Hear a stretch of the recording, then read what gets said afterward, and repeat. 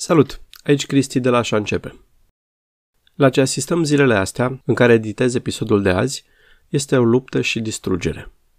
Iar ce urmează să asculți e despre restaurare, construcție, parteneriat și grijă pentru un loc magic.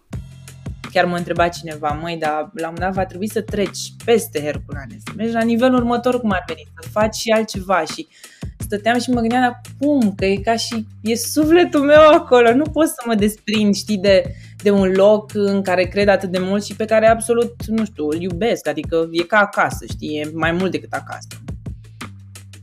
Oana Chirilă conduce asociația Locus și am stat de vorbă cu ea despre Herculane Project, într-o discuție înregistrată acum câteva săptămâni. Podcastul Așa Începe pune în lumină changemakeri români. Vorbim cu antreprenori sociali și lideri de comunități locale despre cum au ajuns ei de la a avea o idee la a avea impact și despre elementele cheie care s-au dovedit folositoare lor. În fiecare episod vorbim și cu acceleratori, acei oameni și organizații care îi sprijină pe changemaker să-și îndeplinească misiunea.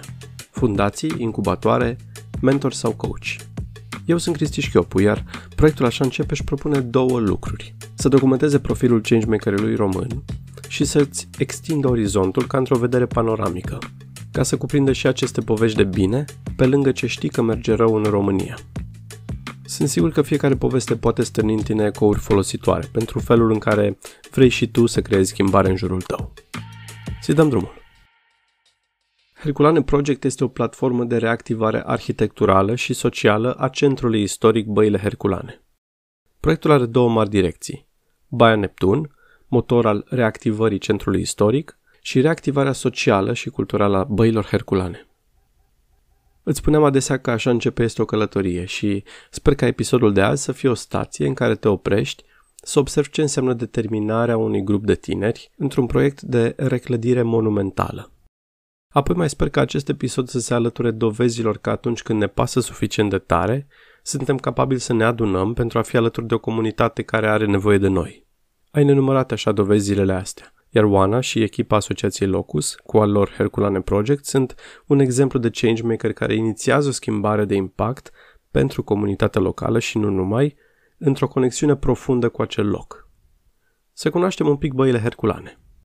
Băile Herculane sunt, din punctul meu de vedere, absolut cel mai magic loc din România și spun asta cu, toată deschiderea, fiindcă e un orășel așa micuț, ascuns într-o vale, între niște versanți foarte înalți.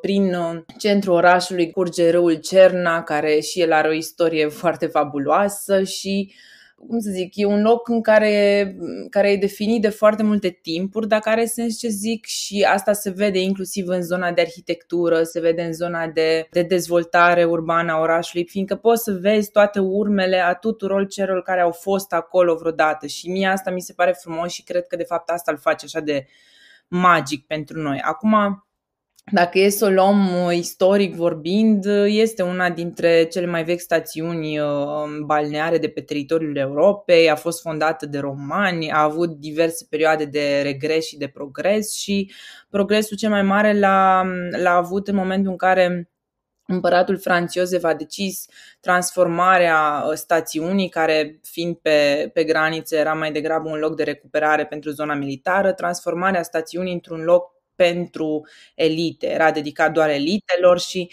practic atunci Herculane a cunoscut perioada sa de cea mai mare glorie, ca să spunem așa, și bineînțeles o perioadă care și astăzi a rămas cumva marcantă pentru populația de acum din Băile Herculane, inclusiv și pentru noi, aș putea spune. Oana și colegii ei sunt într-un stadiu de pregătire a mai multor proiecte. Etapa a doua a șantierului de la Băile Neptun, aplică la finanțări pentru școala de vară și au în plan un proiect cultural. Asta în paralel cu campanii de strângere de fonduri și promovare. Și apropo de pasul ăla de la idee la acțiune, eu cred că e important să-l faci fiindcă tu simți. Fiindcă, uite, eu, de exemplu, în momentul în care am început proiectul și într-adevăr încercam să coagulez, să-mi conving prietenii că este o idee bună să facem asta, eram încă studentă și m-am dus, îți dau un exemplu, m-am dus la diversi profesori. Măi, uite, aș vrea să fac asta, mi se pare fascinant locul, vreau să-i ajut, hai să facem ceva, ajutați-ne, care sunt pașii? Că îți dai seama, student fiind, nu aveam neapărat contact cu birocrație, cu alte cele și am întrebat și eu încolo încoace. Dar absolut toată lumea mi-a zis că e cea mai proastă idee să nu o fac. N-a fost un om atunci care să zică do it, știi, fă, mâine fă. Și atunci am zis, băi, dar eu asta simt că vreau să fac și o să fac. Și cred că asta contează cel mai mult, chiar să-ți dorești tu și să crezi. Chiar dacă poate nimeni altcineva nu crede, e important ca tu să crezi, nu știu. Au fost, da, într-adevăr, poate niște momente definitorii pentru noi, însă din păcate, ca să spun așa, momentele alea mereu au fost niște momente pe care noi le-am văzut ca fiind, hai să zicem, negative, nu știu, s-a prăbușit ceva la băi, a căzut nu știu ce, s-a întâmplat să dea ministrul culturii nu știu ce declarație negativă, adică cumva pentru noi momentele astea ne-au făcut să transformăm proiectul în ceea ce este el astăzi, fiindcă au fost momente, după cum spuneam, în care proiectul și ceea ce ne propuneam noi părea să fie fără nicio speranță și în momentele alea fără nicio speranță noi ne-am canalizat energia și, cum să zic, am avut nebunul de serviciu, ăla fiind eu, de obicei, care zicea că măi, nu, trebuie să facem asta, acum e momentul, acum facem și atunci am luat ca echipă niște decizii foarte bune care ne-au adus în locul în care suntem astăzi, dar au contat foarte mult, foarte, foarte mult sprijinul celor care s-au alăturat proiectului și nu mă refer doar la parteneri, sponsori, ci mă refer și la oamenii care ne mai scriu, oamenii care atunci când mai mergem la Herculane, nu știu, ne văd și ziceți, voi sunteți studenții ăia, da, noi suntem și încep să vorbească cu tine, adică a contat foarte mult să vedem că totuși proiectul are un impact în rândul societății, fiindcă la finalul zilei beneficiarii sau primii beneficiari ai proiectului sunt comunitatea locală, comunitatea turistică, oamenii în general, adică dincolo de a salva o clădire, e important să vezi ce reprezintă clădirea aia sau ce reprezintă locul ăla pentru oameni și noi către asta țintim. Deci au fost momente care ne-au definit și ne-au ajutat foarte mult să facem saltul ăla, dar nu pot să zic că ele au fost întotdeauna pozitive și nu recomand neapărat să te bazezi că băi, se va întâmpla ceva rău și ăla o să fie momentul în care energiile tale se vor transforma într-o chestie pozitivă. Da, pe noi ne-au ajutat, din păcate sau din fericire, lucrurile astea. Un exemplu foarte concret, uite, când s-au prăbușit foarte tare atunci în 2019 un perete, un acoperiș, mai multe de fapt elemente la băi, a fost un moment destul de tragic pentru noi. Eu m-am dus acolo, plângeam, nu mai știam cum să nu știu, deal-ui cu toată situația asta. Și ăla a fost momentul în care ne-am dat seama, mai ok, n-avem bani, avem un proiect, n-avem bani, n-avem nimic, suntem niște fii ai ploii, ca să spunem așa, acolo, administrația nu ne poate da din diverse motive, Xulescu nu ne poate da, ce facem, știi? Și ăla a fost momentul în care am zis, hai să facem acum o strângere de fonduri. Dar acum, astăzi, eram la masă, mâncam omlete și acum mi-aduc aminte. Mâncam omlete și discutam cu colega mea, Cristina, și am zis, acum face, cade casa pe noi. Există mulți parteneri într-un proiect de restaurare. Pe lângă comunitate, care e beneficiarul de facto al proiectului, mai există autoritățile, dar și proprietarii clădirilor respective. Herculane Project a reușit o singură dată să pună pe toată lumea la aceeași masă. Oana spune că acest rol de a reuni toți acești actori e un rol necesar și dificil de realizat, însă pare parte din misiunea lor. Dar cred că e foarte important să inviți toți actorii la această masă și să încerci să devii un mediator între ei. Uite, îți dau un exemplu apropo de restaurare, că ai menționat. Noi nici măcar nu ne dorim să fim noi cei care restaurează clădirea. Adică, nu știu, eu nu-mi doresc să fiu eu cea care face propunerile pentru această clădire sau să mă duc să dau cu mistria. Poate partea asta mi-ar plăcea, dar nu cred că e cazul. Mi-aș dori să fim cei care chiar aduc la aceeași masă toți stakeholderii, fiindcă la finalul zilei cooperarea este cel mai dificil lucru de care nu avem parte, din păcate, aici în România, știi? Adică e foarte greu să-i aduci pe toți la masă și să ajungem la un consens. Toată lumea să plece fericită. Care e provocarea specifică a proiectului Herculane? În cazul nostru nu e ușor, fiindcă noi avem mai mulți proprietari pe imobil și avem și o situație juridică foarte, foarte incertă, și anume Primăria este proprietarul clădirii, dar terenul aparține de 2 privați. În cartea funciară, care ar veni buletinul clădirii, doar un proprietar este trecut.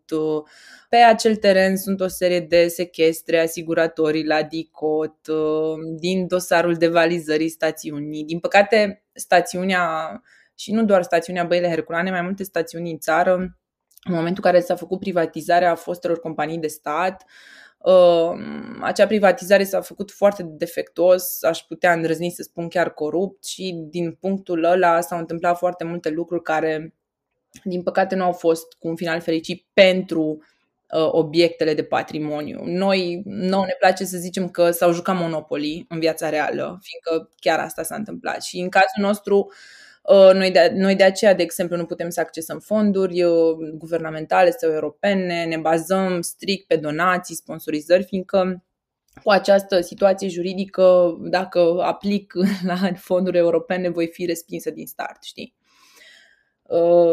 Și asta e dificil și din păcate, este o situație în care se află foarte multe obiective de patrimoniu din țară, adică situații juridice incerte care împiedică orice tip de dezvoltare sustenabilă acolo. Și noi încercăm cumva să căutăm soluții și în acest sens, fiindcă, practic, ok, suntem arhitecți, ne gândim pe zona de arhitectură, pe zona culturală, dar problema cea mai mare pe care noi o avem este juridică. Ține efectiv de rezolvarea unor dosare în justiție și de asta cumva, apropo de ce ne ține și ce ne motivează, noi știm că, practic, pentru a ne atinge obiectivul, nu știu, vor mai trece 5-10 ani, best case scenario, știi? Adică noi chiar trebuie să fim foarte concentrați și focusați pe obiectiv, fiindcă știm că nu se va întâmpla mâine, mâine, chiar dacă noi depunem tot efortul. Și asta e o chestiune pe care încercăm să o spunem și tuturor celor care ne urmăresc. Justiția acolo trebuie să-și urmeze cursul. Eu nu pot, eu ca ONG, eu ca arhitect, eu ca nimeni să mă bag peste justiție. Problema este că lucrurile merg foarte încet, adică în cazul nostru, și acele obiective rămân blocate. Și rămân blocate și, din păcate, rămâne inclusiv comunitatea blocată. Tot orașul rămâne blocat datorită faptului că nu se pot rezolva anumite chestiuni în respectivele instanțe. Vorbim deci de un loc magic, care are potențialul de a redeveni una dintre cele mai impresionante stațiuni din țară și nu numai. Însă, pentru că frânele sunt multe și rezolvările sunt lente, acest vis de a revedea Herculane revenind la gloria de mai demult pare să se îndepărteze. Observăm la Oana și la colegii ei o conexiune puternică, autentică cu acest vis pe care speră să-l realizeze. Și poate acesta e meritul lor în această poveste, să continue cu determinare să găsească soluții pentru locul pe care ei îl numesc magic. Am întrebat-o cum se hrănește această determinare. Avem 10.000 de oameni chiar 10.000 de oameni care cred în noi și cumva pentru mine ăsta e dialogul. Le-am promis ceva acelor oameni, trebuie să o facem. Adică nu mai e despre mine și ce îmi doresc eu sau nu mai e despre ce își dorește colega mea Cristina neapărat, ci am făcut niște promisiuni. Promisiunile alea trebuie să le ducem la un bun sfârșit, știi? Adică, fiindcă altfel vom crește nivelul acela de neîncredere despre care spuneai tu, știi? La finalul zilei, clădirile contează, sunt parte din identitatea noastră, patrimoniul e important, dar ele deservesc oameni.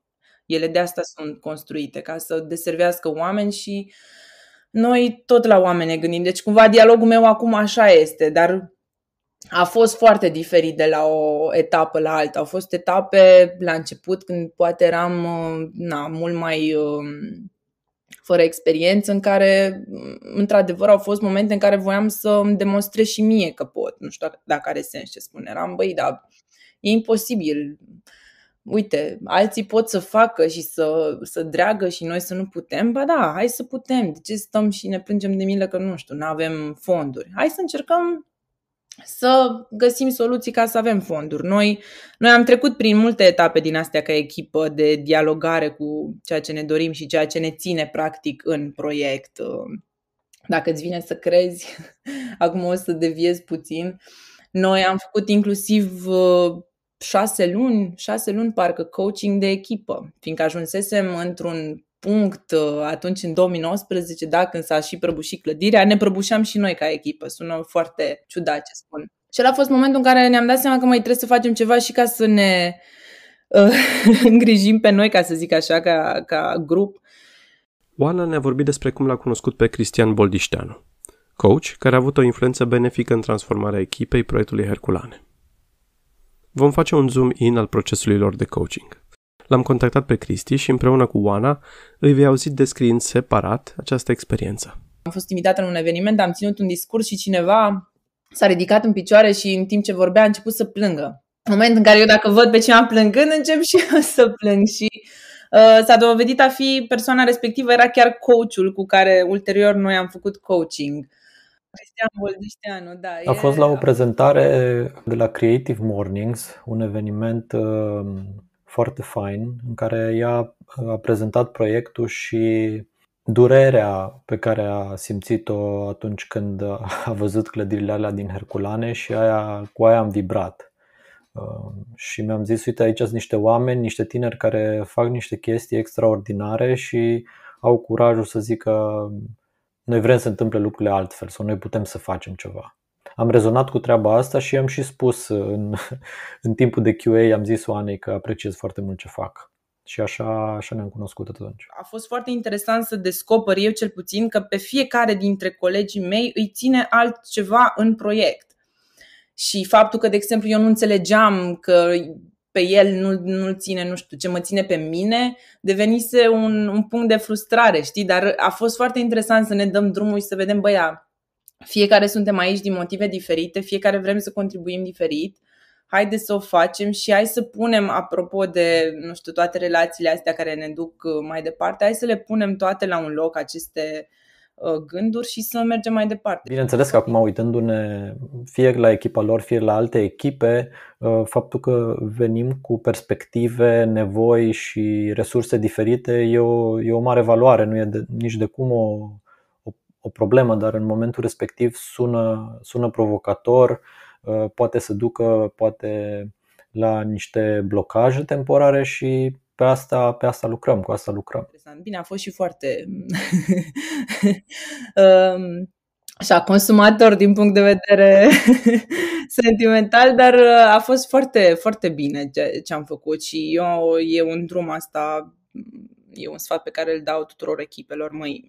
La un moment dat scopul rămâne același, dar trebuie și voi să vă îngrijiți, că altfel, ca și echipe, că altfel nu o să vă duceți proiectele mai departe. Cristi este coach, trainer și consultant de business și agile și îl poți găsi pe boldișteanu.ro. E un proces continuu de a mă conecta la ce se întâmplă în fața mea și în același timp ce se întâmplă în interiorul meu, pentru că de multe ori procesul persoanelor cu care lucrez se reflectă în procesul nostru de coaching. Uneori e foarte valoros să văd cum ne blocăm noi în procesul de coaching. De la a începe o discuție, la poate a găsi o soluție și atunci asta e un instrument foarte, foarte util uneori să văd ce se întâmplă acum, unde ne blocăm acum și ce ne spune asta despre ce își propune clientul sau clienții, ce își propun să obțină.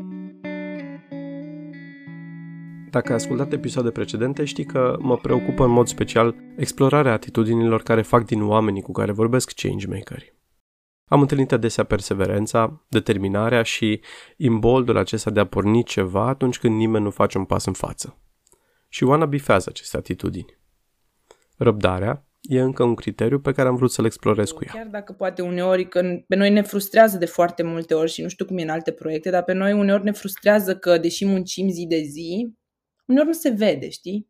Dar, de fapt, tu nu-ți dai seama că dacă, nu știu, peste 3 ani o să te uiți înapoi, o să se vadă, știi? Sau peste 10 ani o să se vadă. Și răbdarea asta, avea răbdare, este o lecție foarte importantă pe care noi încă încercăm să o asimilăm, știi? Și pur și simplu să mergem înainte, chiar dacă anumite obiective vor fi atinse foarte târziu, știi?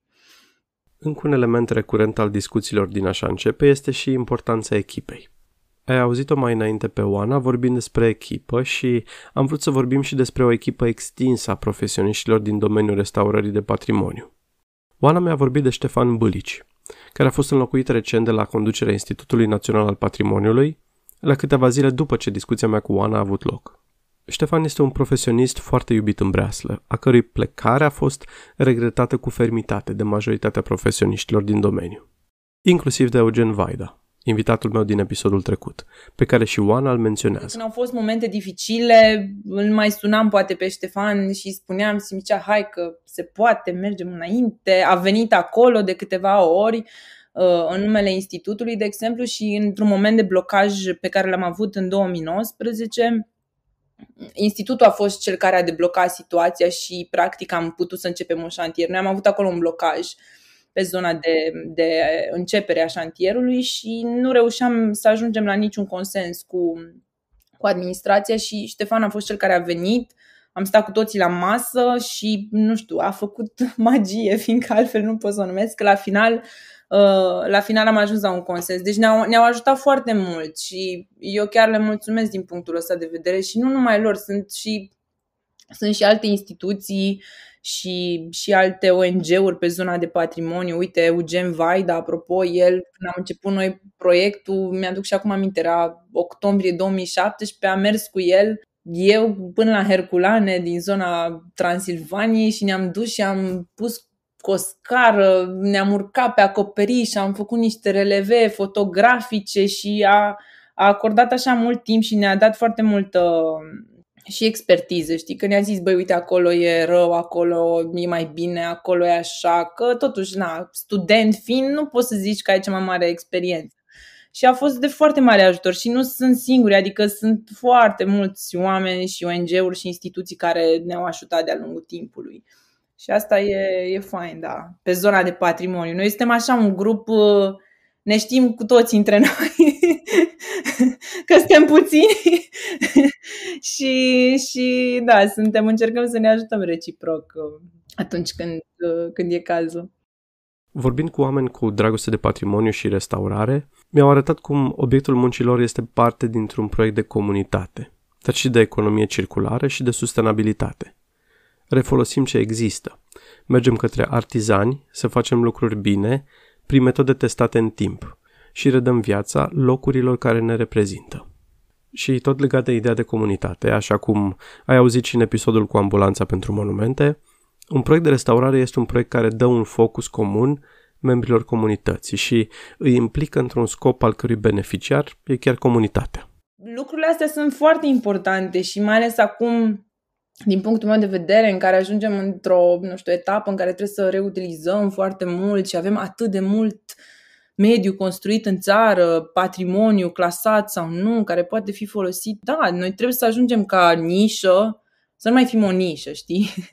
Trebuie să devenim mai mari. Oana are pragmatismul să considere varianta că proiectul poate eșua. Însă pare că nu este despre asta. Și pe termen lung, ei încearcă să construiască altceva. Ne dorim ca echipă literalmente să creăm un precedent și să spunem, măi, chiar dacă noi poate vom eșua, fiindcă nu ne garantează nimeni că noi chiar ne vom atinge obiectivele, vrem să arătăm că am dus până la capăt acest proiect, am utilizat toate uneltele pe care le-am avut la dispoziție, toată energia, toți oamenii care s-au alăturat au depus tot efortul. În final poate nu a ieșit, dar uite, am creat un precedent și poate o generație mai tânără ca noi sau de ce nu mai în vârstă o să vină și o să zică, da, mai hai să luăm noi de aici ce am învățat de la copiii ăștia și să ducem mai departe. Poate nu la Herculane, dar poate altundeva. Cumva pentru noi așa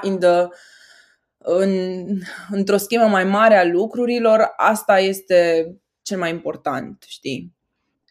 Că la Băile Herculane, la cum se arată situația, cum să zic, de multe ori pare că nu vom avea câștig de cauză, dar cred că e important să setăm acel precedent și să arătăm inclusiv generațiilor tinere că se poate. Noi avem vară de vară, apropo de viziunea asta, avem la Herculane o școală de vară în care aducem tineri studenți de arhitectură, dar nu numai, acolo. Și e foarte interesant că încercăm să aplicăm unelte precum concursul de arhitectură.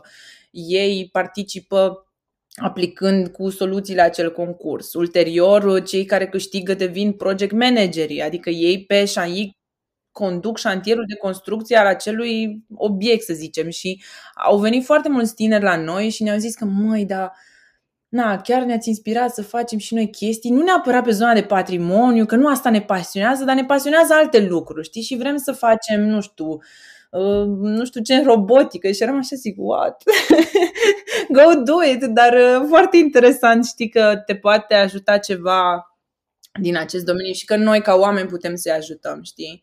Și pe noi asta ne face destul de fericiți. Imobilul Băile Neptun a fost selecționat între cele mai periclitate 12 site-uri de patrimoniu din Europa, selectate pentru un program susținut de Europa Nostra, premiile europene pentru patrimoniu.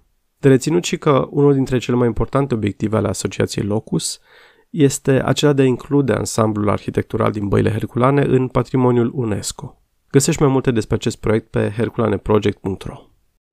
Îți mulțumesc că ne-ai ascultat. Cuvintele de checkout de azi ar fi transmisiune, îndrăzneală și loc magic. Găsești pagina episodului cu referințe și transcrierea acestuia la așaîncepe.com/podcast. Le mulțumesc Ioanei Banaga și Alinei Cristea pentru ajutor. Îi mulțumesc și asistentei mele de producție, Cristina Căluian. Pe Instagram găsești bonusuri la ce se întâmplă în podcast. Le mulțumesc Mihaelei Beșleaga și Deliei Barbu pentru talent și disponibilitate. Tema muzicală e realizată de Cantemir Neacșu. Amintește-ți și de newsletterul Așa Începe. Îl primești lunar și vei găsi în el resurse și inspirație pentru creatori de schimbare. Eu sunt Cristi Șchiopu. Ne auzim în episodul următor.